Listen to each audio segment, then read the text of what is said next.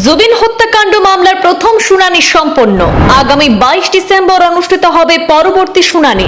7 অভিযুক্তদের ভিডিও কনফারেন্সের মাধ্যমে আজ আদালতে হাজির করানো হয়।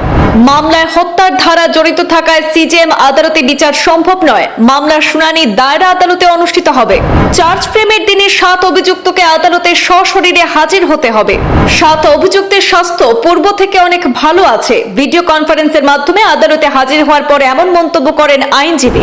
ভিডিও কনফারেন্স চলাকালীন কারাগারের ভেতরে অভিযুক্ত অমৃতপ্রভা আবেগপ্রবণ হয়ে পড়েন বলে জানান আইনজীবী। আজ 16 ডিসেম্বর জুবিন গার্গের রহস্য মৃত্যু সংক্রান্ত মামলার প্রথম শুনানি অনুষ্ঠিত হয়। জুবিন গার্গ হত্যাকাণ্ডের মামলায় অভিযুক্তদের ভিডিও কনফারেন্সের মাধ্যমে আদালতে হাজির করানো হয়। কামরূপ মহানগর জেলার সিজেএম আদালতের সামনে ভিডিও কনফারেন্সের মাধ্যমে সকল অভিযুক্তকে উপস্থিত করা হয়। অভিযোগপত্রের প্রতিলিপি অভিযুক্তদের কারাগারে সরবরাহ করা হয়েছে। আজ 16 ডিসেম্বর অভিযুক্তদের পক্ষে আদালতে উপস্থিত ছিলেন আইনজীবী ধ্রুবজ্যোতি দাস। জেলা আইনি পরিষেবা কর্তৃপক্ষের পক্ষ থেকে ধ্রুবজ্যোতি দাসকে আইনজীবী হিসাবে নিয়োগ করা হয়েছে।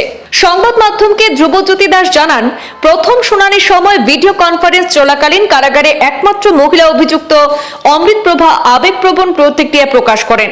পাশাপাশি সিদ্ধার্থ, শ্যামকানু এবং সন্দীপন মানসিকভাবে চাপের মধ্যে ছিলেন বলেও তিনি জানান। আইনজীবীর বক্তব্য অনুযায়ী সন্দীপন তুলনামূলকভাবে বেশি ক্লান্ত দেখাচ্ছিলেন। তবে আইনজীবীর দাবি অনুযায়ী কোনো অভিযুক্তই শারীরিকভাবে দুর্বল বা অসুস্থ নন। আগের মতোই সকলের শারীরিক অবস্থা স্বাভাবিক রয়েছে বলে জানান তিনি।